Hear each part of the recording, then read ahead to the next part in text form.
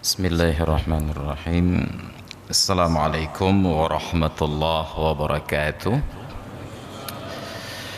Alhamdulillah, wassalatu wassalamu ala rasulillah Sayyidina wa maulana Muhammad ibn Abdullah wa ala alihi wa sahbihi wa mawalah wa ba'du.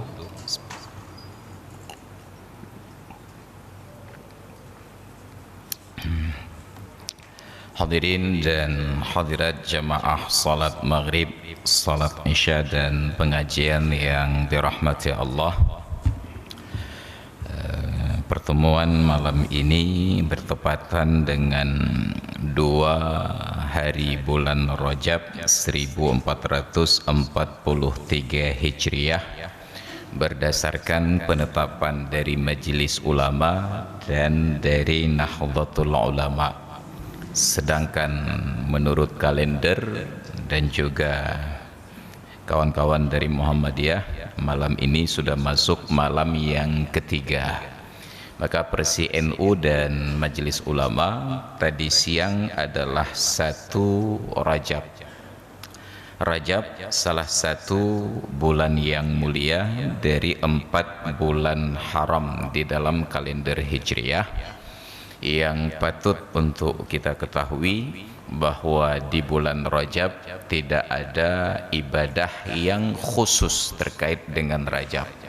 Tidak ada puasa sunat khusus dan tidak ada salat sunat khusus. Yang ada adalah puasa sunat dan salat sunat sebagaimana di bulan-bulan yang lain, yaitu puasa sunat Senin dan Kamis, puasa sunat putih awal bulan, salat sunat rawatib, salat sunat duha, tahajud dan lainnya. Artinya tidak ada puasa dengan niat aku puasa sunat Rajab. Yang ada adalah aku puasa sunat hari Kamis tadi siang, atau aku niat puasa sunat hari Senin pada yang akan datang. Jadi tidak ada yang khusus dengan nama Rajab. Tentu saja karena keberadaan ibadah-ibadah itu ada di bulan Rajab, maka fadilahnya akan berlipat ganda. Di dalam kitab Ihya Ulumuddin, Imam Al-Ghazali ketika membicarakan judul Asrarus Siyam, rahasia-rahasia puasa, beliau mengutip hadis yang menyatakan bahwa berpuasa sunat 1 hari di bulan haram, termasuklah bulan Rajab di dalamnya, fadilahnya seperti berpuasa sunat 30 hari di bulan-bulan yang lain. Tapi setinggi apapun fadilahnya, tetap puasa itu adalah sunat.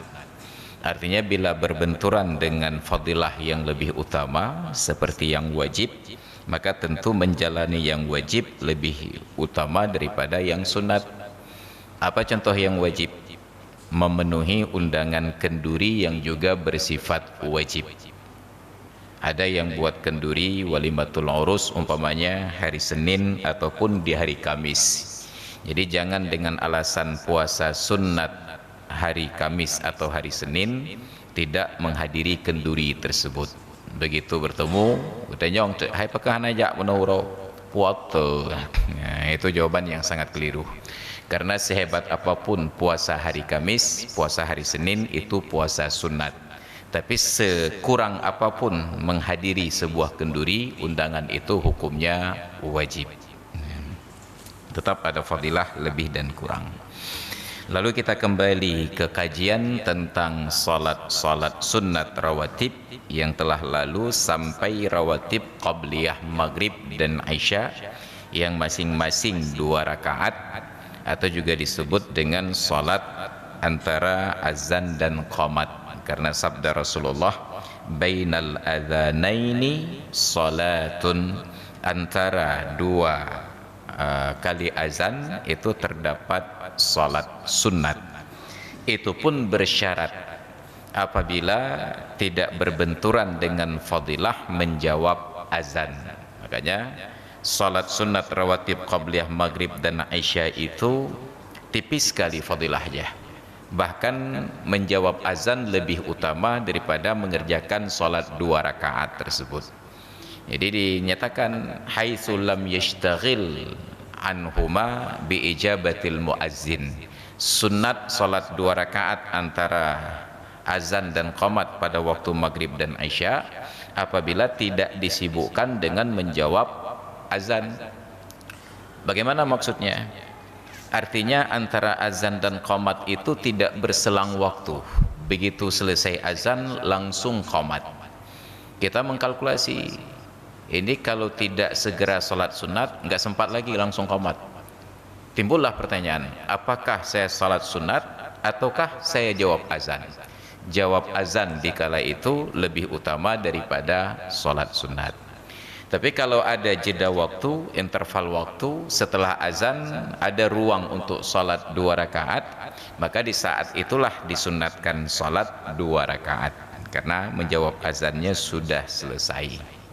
Nah, masuk kajian malam ini. Bismillahirrahmanirrahim. Wa raka'atani qabla subahin.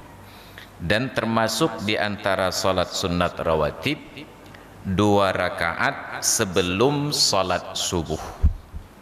Li khabari Muslimin, berdasarkan hadis riwayat Imam Muslim, raka'atul fajri khairun minad dunya wa ma fiha. 2 rakaat salat fajar, 2 rakaat fajar, tidak disebut salat, raka'atul fajri, 2 rakaat fajar itu lebih baik daripada dunia dan isi di dalam dunia. Yang kedua karena hadis riwayat Imam Baihaqi, la yuhafidhu ala raka'atil fajri illa awwabun, tidaklah ada yang menjaga atas 2 rakaat fajar kecuali orang-orang yang bertaubat kembali kepada Allah Ta'ala. Nah, sering muncul pertanyaan, apakah salat sunat fajar dengan salat sunat qabliyah subuh itu 2 salat yang berbeda menjadi 4 rakaat, ataukah salat yang sama tetap hanya 2 rakaat? Diuraikan. Qala fin nihayah, dinyatakan di dalam kitab An-Nihayah, Nihayatul Muhtaj, karangan Imam Ramli.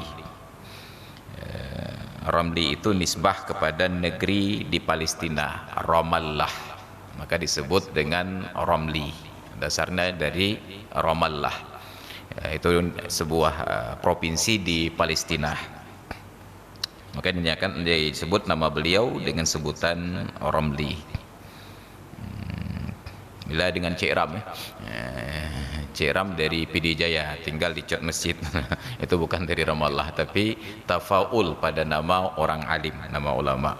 Sama seperti Basri. Basri itu nisbah ke negeri Basrah. Tapi ternyata di Cot Keeng juga ada Basri. Itu Basri al-Cot Keengi. Kata Imam Ramli dalam kitab An-Nihayah, walahu fin niyyati kaifiyatun. Untuk salat sunat fajar itu pada niatnya ada beberapa kaifiyat. Kaifiyat ini tata cara dari bahasa Arab diadopsi ke dalam bahasa Indonesia juga menjadi kaifiyat.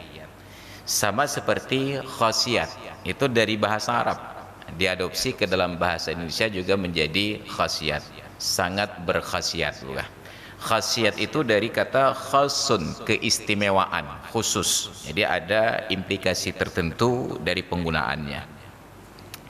Apa saja kaifiatnya? Yang pertama, sunnatus subahi. Jadi begitu kita salat niatnya usalli sunnatus subahi. Yang kedua, sunnatul fajri, usalli sunnatul fajri. Yang ketiga, sunnatul bardi, usalli sunnatul bardi. Bardi itu bukan yang jualan nasi goreng itu ya.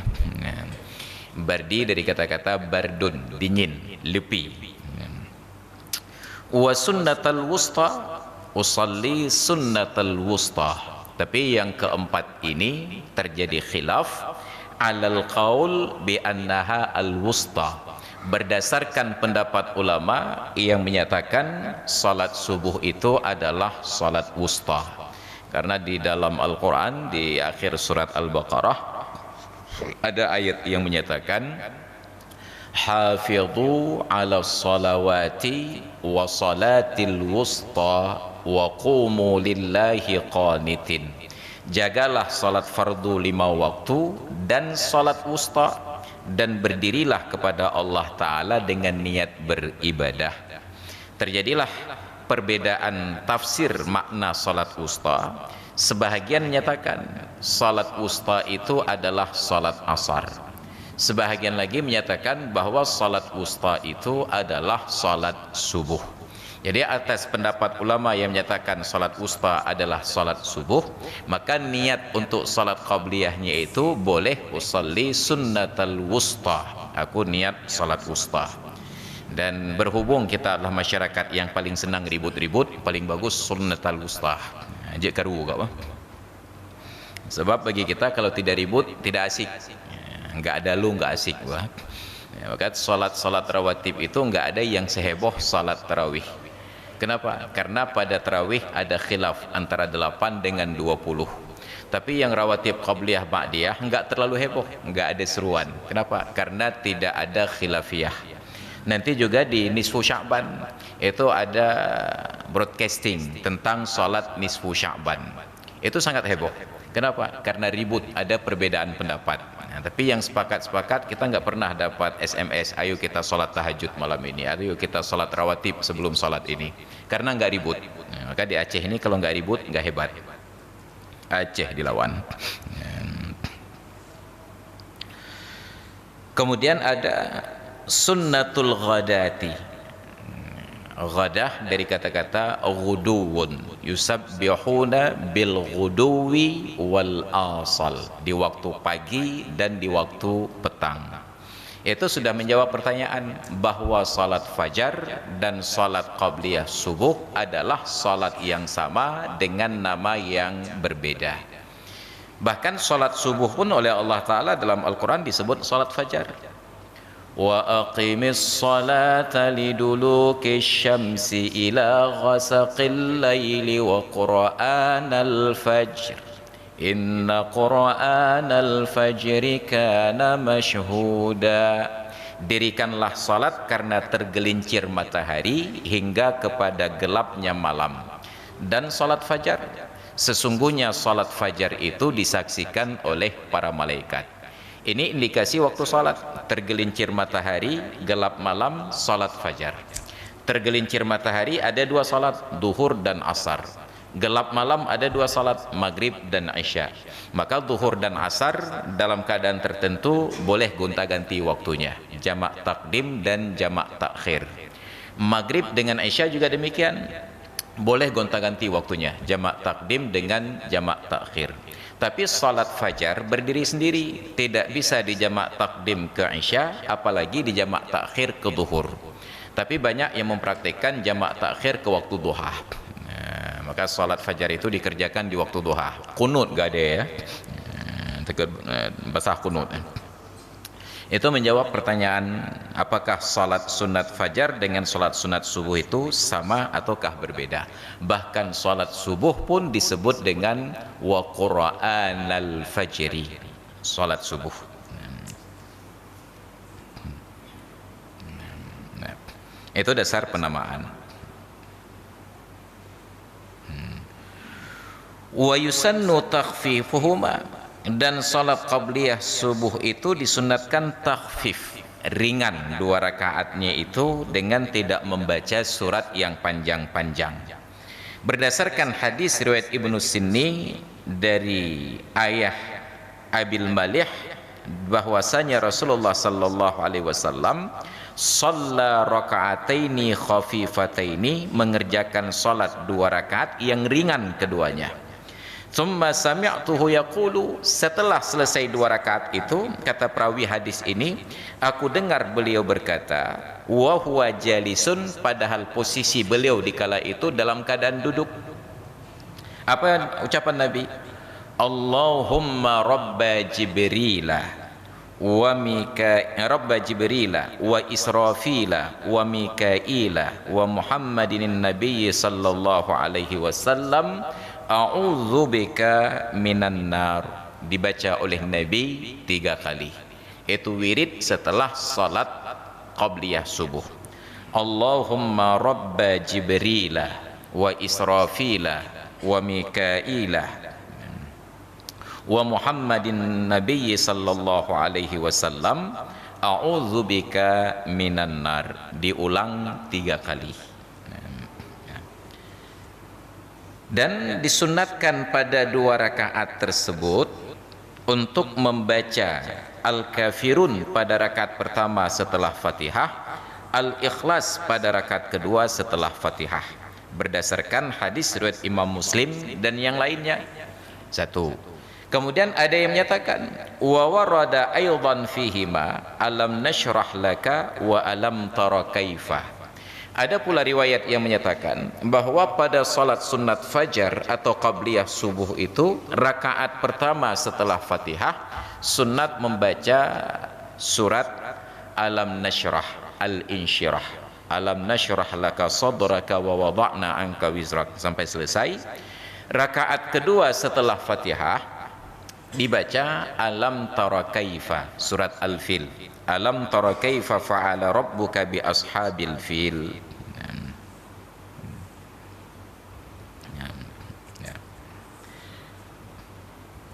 Dan ada pula riwayat yang ketiga menyatakan bahwa pada salat qabliyah subuh itu sunat membaca akhir surat Al-Baqarah, yaitu qulu amanna billahi wa ma unzila ilaina wa ma unzila ila Ibrahim wa Ismaila wa Ishaqa wa Yaquba wal asbat wa ma utiya Musa wa Isa wa ma utiyan nabiyyuna min rabbihim la nufarriqu baina ahadin minhum wa nahnu lahu muslimun. Di rakaat yang pertama setelah Fatihah. Lalu rakaat kedua setelah Fatihah dibaca salah satu ayat dari surat Ali Imran, yaitu qul ya ahlal kitabi ta'alu ila kalimatin sawa'in bainana wa bainakum alla na'budu illallaha wa la yattakhidhu ba'duna ba'dan wa la nusyriku bihi syai'an wa la yattakhidhu ba'duna ba'dan arbaban min dunillah. Ada 3 versi riwayat tentang ayat apa yang sunat dibaca pada salat qabliyah subuh. Ditambah keterangan wa anna man dawama ala qiraatihi ma fihima zalat anhu illatul bawasir.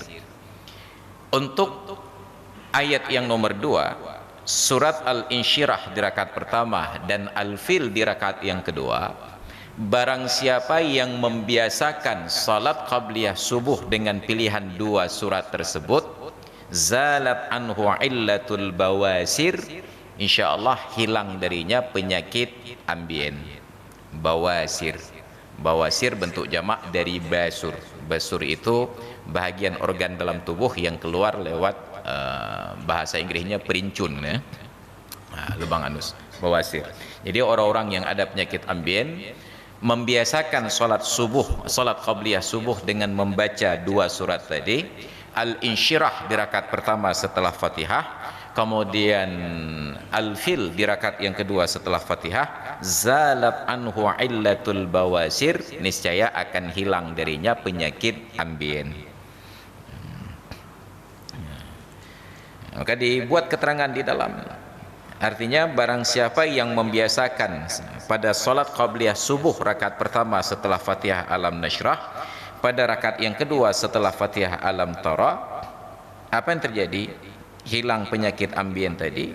Dan ada pendapat yang katakan inna man dawama alaihi ma fihima lam yara syarran dzalikal yaumi aslan. Barang siapa yang membiasakan pada salat qabliyah subuh membaca 2 surat tersebut, dia tidak akan melihat sebuah keburukan pada hari tersebut sama sekali. Artinya dijauhkan oleh Allah dari perkara sial. Walidha, oleh karena itu Dibahasakanlah oleh sebahagian ulama, man shalla bi alam wa alam lam yusibuhu fi dzalikal yaumi alam. Barang siapa yang salat sunat fajar dengan alam dan alam, hari itu tidak akan ditimpa oleh alam. Alam yang pertama, alam nasyrah laka. Alam yang kedua, alam tara kaifa. Alam yang ketiga artinya sakit. Barang siapa yang membiasakan salat qabliyah subuh dengan surat alam nasyrah dan alam tara kaifa, tidak akan ditimpa hari itu oleh sebuah alam penyakit.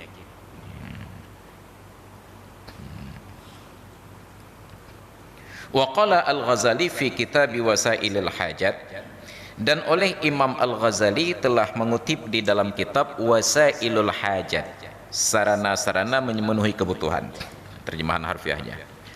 Balaghana an ghairi wahidin minas salihin min arbabil qulub, telah sampai riwayat dari lebih dari satu orang ulama-ulama yang soleh yang mempunyai hati nurani yang terbuka, anna man qara'a fi raka'atil fajri alam nashrah laka wa alam tara, barang siapa yang membiasakan salat qabliyah subuh dengan surat al-insyirah dan surat al-fil, alam nashrah dengan alam tara kaifa, qasurat anhu yadu kulli aduwin, maka akan pendek darinya tangan setiap musuh.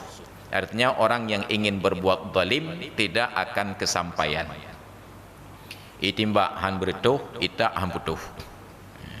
Jadi hana payah bersemedi di Gunung Gerudung berpuasa 40 hari berturut-turut tanpa berbuka. Jadi hanya perlu membiasakan salat qabliyah subuh dengan alam nasyrah dan alam tara kaifah. Lebih-lebih lagi kepada ibu-ibu yang sering mendapatkan KDRT, nyan baca menan tapi puntung jero leko tanpa jadi heli.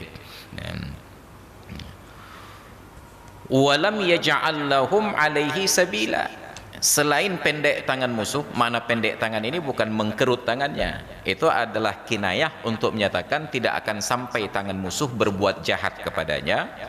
Walam yaj'al lahum alaihi sabila, dan Allah tidak jadikan untuk musuh-musuhnya jalan untuk berbuat kejahatan kepadanya.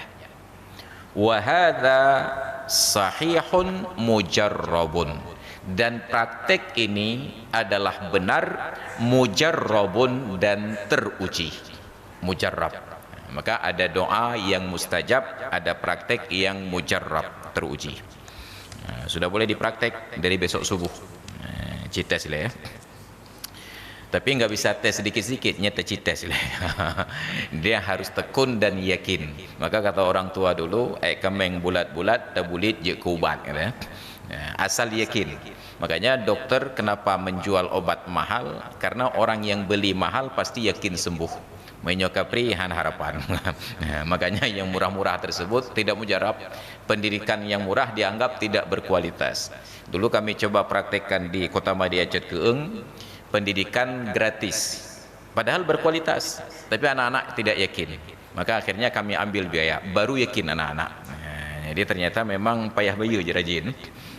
Yang pri-pri, padahal dulu tabiatnya demikian. Ada nan pri, ada gambi mengat, ya. Padahal gambi kampit, menyokapri gambi mengat. Putu yang lain, kecuali vaksin, ada pri pernah mengajit. Tim payah pegat berhadiah lebih tim jawab. Maka itu boleh dipraktikkan.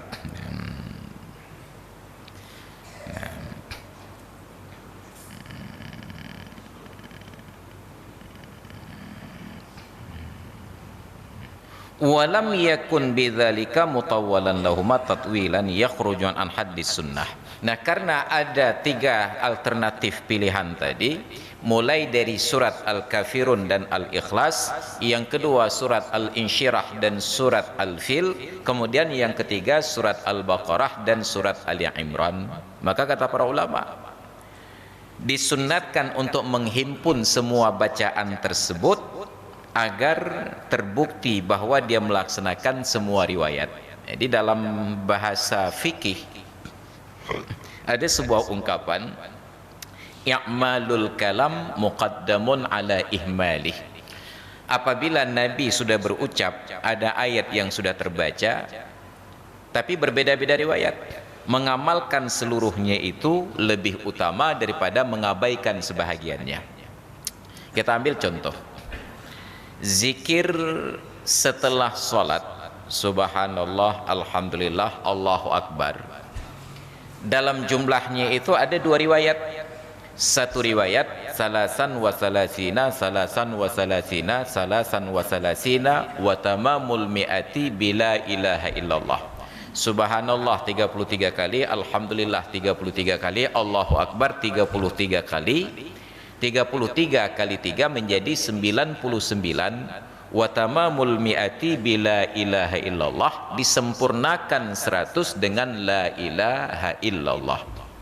Ada riwayat yang kedua, subhanallah salasan wa salasina, alhamdulillah salasan wa salasina, Allahu akbar arba'an wa salasina. Subhanallah 33 kali, alhamdulillah 33 kali, Allahu akbar 34 kali. Sudah lengkap 100, tidak lagi ditambah dengan la ilaha illallah. Timbullah pertanyaan, yang benar yang mana? Dua-duanya benar, tapi nggak mungkin mengamalkan kedua-duanya sekaligus. Maka para ulama sarankan untuk penggunaannya itu gonta-ganti. Sekali-kali 33 la ilaha illallah jadi 100, di kesempatan yang lain 33 34, tidak ditambah dengan la ilaha illallah. I'malul kalam muqaddamun ala ihmalih. Apabila sudah sahih sebuah riwayat, diamalkan lebih baik daripada ditinggalkan. Gonta-ganti yang sesuai.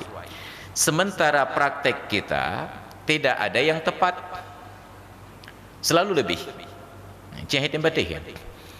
Ketika menghitung dengan irama yang khusus, ilahi ya rabbi subhanallah subhanallah subhanallah, sampai 33 kali subhanallah, ditambah yang ke-34, subhanallahil azimi wa bihamdihi daiman abadan alhamdulillah alhamdulillah alhamdulillah, sampai 33 kali, ditambah yang ke-34, alhamdulillahi rabbil alamin ala kulli halin wa fi kulli halin wa ni'matin, Allahu akbar Allahu akbar Allahu akbar.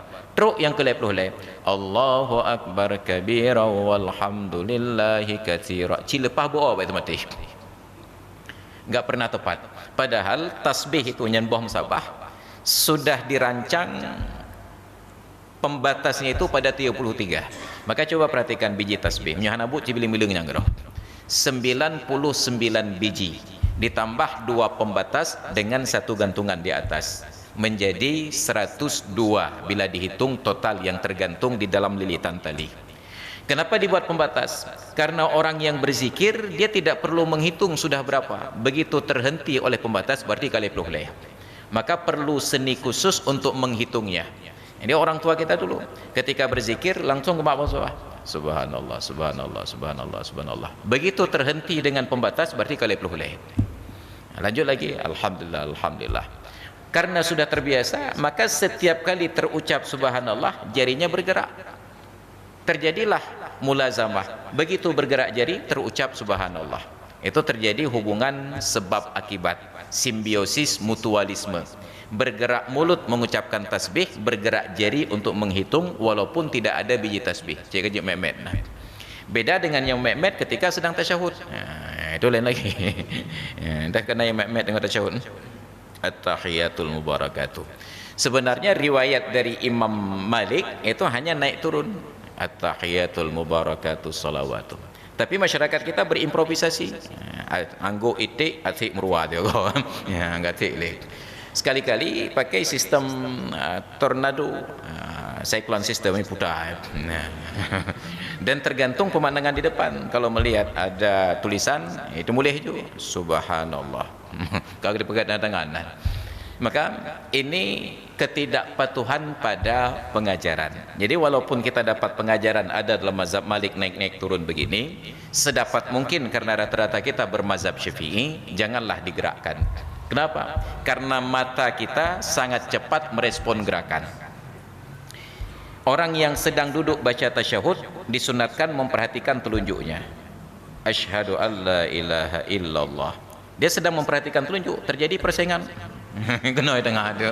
Kenapa? Mata kita merespon gerakan. Jadi hai tapi kili daripada kalau aja terjadi persaingan tidak sehat. Kalau sudah masuk dalam bab bermain-main, tala'ub, itu batal ibadat. Padahal dasarnya dia tidak bermain-main, dia serius karena memang pengajarannya itu naik-naik turun. Tapi terjadi persaingan oleh orang yang beda mazhab. Pejih mentang aja menang, kayak lancar je. Jadi terjadi persaingan yang tidak sehat, yang bahaya ada. Kalau memang bergerak, gerakkan semua. Karena ketika semua orang lain bergerak, itu sengap gerak, tapi kalian cekap. Maka ibadat itu gerakannya gerakan yang seragam, terukur dan terstruktur. Tampil beda dalam kerumunan itu tidak disenangi. Maka kata Rasulullah, aku tidak senang kepada orang yang tampil beda di dalam kerumunan. Jadi semuanya itu harus terlihat seragam. Gop kerja, kerja bendung. Kalau duduk, duduk semua. Itu kebiasaan Nabi. Makanya ketika suatu hari Nabi dan para sahabat camping, nah kita nyocit, nah camping cik Rasulullah. Jadi jangan anggap camping itu bid'ah. Ketika sedang bercengkrama, tiba-tiba salah seorang di antara anggota rombongan itu pamit, ya Rasulullah, saya minta izin mau menyembelih kambing. Pamitlah yang kedua, ya Rasulullah, saya juga minta izin ingin membantu menguliti kambing. Jalan yang ketiga, dikatakan, ya Rasulullah, saya minta izin mau siapkan roti. Datang yang keempat, ya Rasulullah, saya pamit mau siapkan acar. Ketika semua sudah ada pekerjaan, sebelum mereka bubar, Nabi katakan, kalau begitu biarlah saya yang kumpulkan kayu bakar. Kaget sahabat, ya Rasulullah, inna kafainakal amal, biarlah kami yang bekerja, Anda duduk-duduk saja. Apa kata Nabi? Kalau mau kerja, kita kerja semua, kalau mau duduk, duduk semua. Karena saya tidak ingin tampil beda di tengah sahabat-sahabat saya. Ini akan slow-slow bentang. Kayak tim kerja gop, alhamdulillah. Tak gok-gok kilo. Ike bos wah. Itu pengajaran Rasulullah. Beliau tidak ingin tampil beda di tengah sahabat-sahabatnya. Kalau kerja kerja semua, kalau duduk duduk semua. Itu keteladanan. Maka ada proses pada ibadat.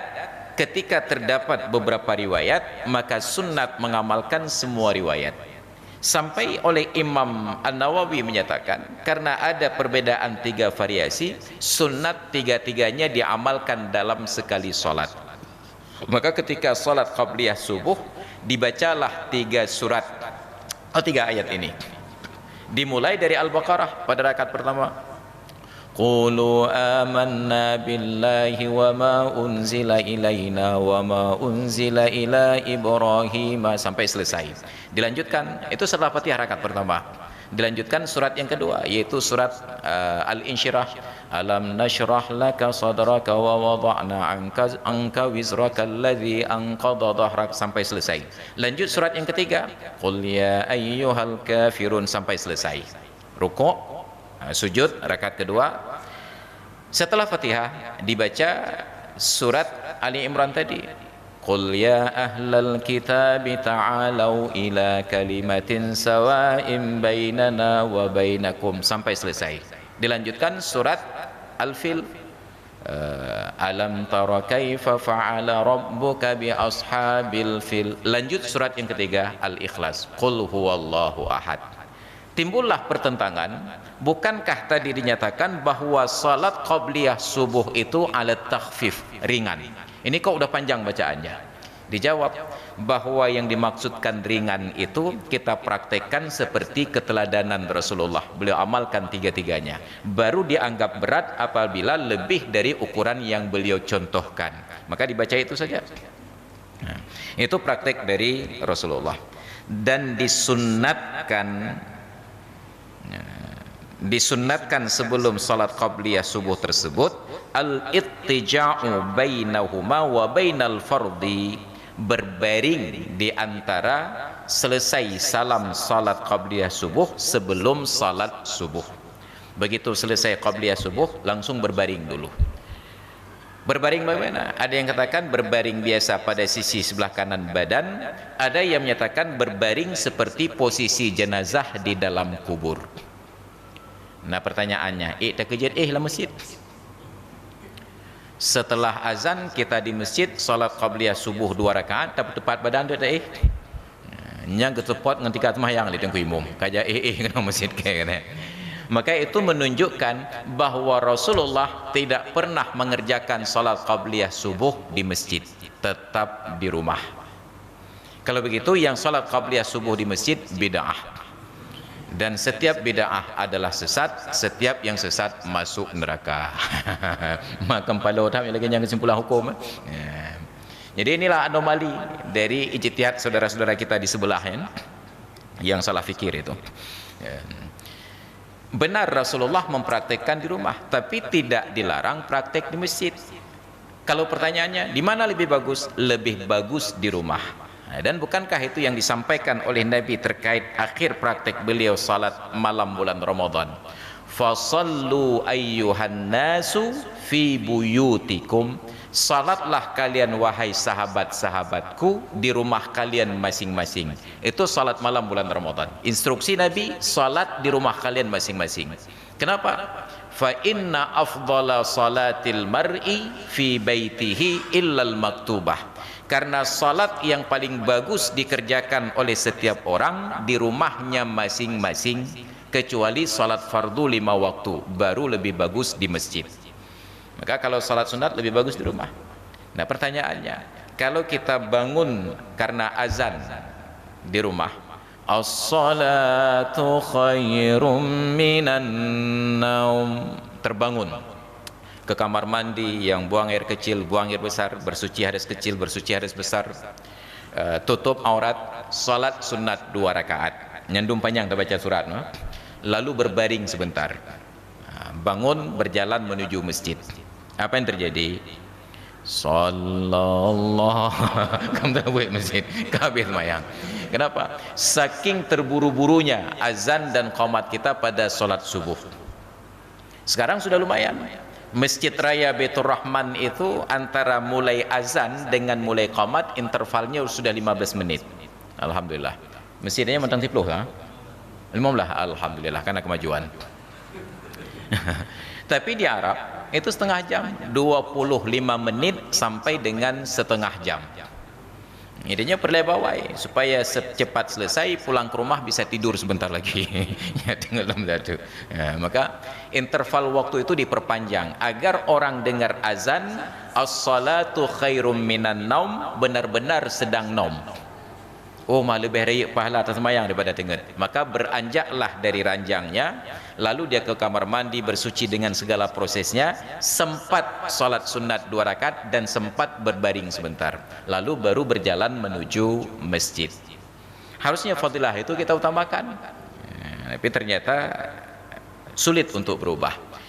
Alhamdulillah seiring perjalanan waktu, dulu yang antara azan dan qomat subuh itu hanya 3 menit setengah, pelan-pelan berubah ke 10 menit dan pelan-pelan berubah ke 15 menit.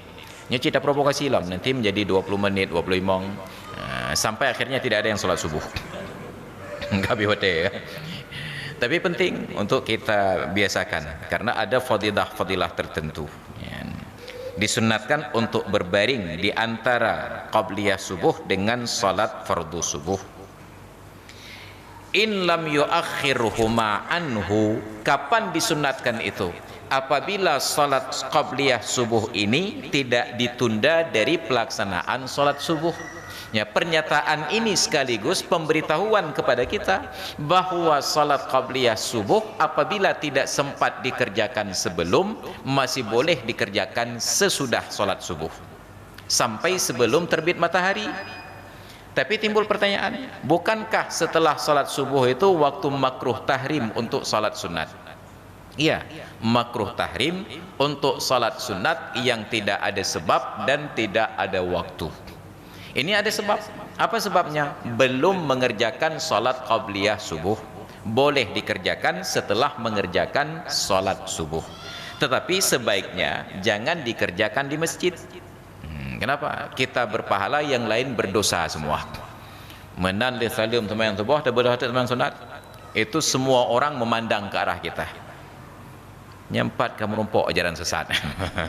Jadi tanya semayang igap mupat. Itu sangat berbahaya. walau ghaira mutahajjidin, sekalipun orang itu bukan orang yang sholat tahajud. Karena dasarnya sholat tahajud itu jaufal laili. Apa makna jaufal laili? Ada tidur dulu sebelum, kemudian bangun sholat tahajud, tidur lagi sesudahnya. Nah, walaupun orang ini bukan orang yang sholat tahajud, hanya bangun ketika berkumandang azan subuh, dia sholat sunat 2 rakaat, kemudian tidur dulu sebentar. Bukan tidur, berbaring, ittija. Beda antara tidur dengan berbaring. Tidur itu lelap, hilang kesadaran, sleep kata orang kampung saya. Sedangkan berbaring itu lay, menantang, karena di Cekung itu bahasa Inggris komunikasi. Jadi hanya berbaring saja, tidak hilang kesadaran pada sisi sebelah kanan badan. Bahkan tidur malam kita itu pun disunatkan posisinya menghadap kiblat. Maka bapak-bapak dan ibu-ibu yang di rumahnya ranjang sudah ditentukan posisi, coba atur ulang apakah sudah menghadap kiblat atau belum. Yang paling bagus setiap kesempatan kita dalam posisi menghadap kiblat, kecuali dalam halaqah pengajian baru membentuk lingkaran, ataupun khatib ketika sedang khutbah baru membelakangi kiblat.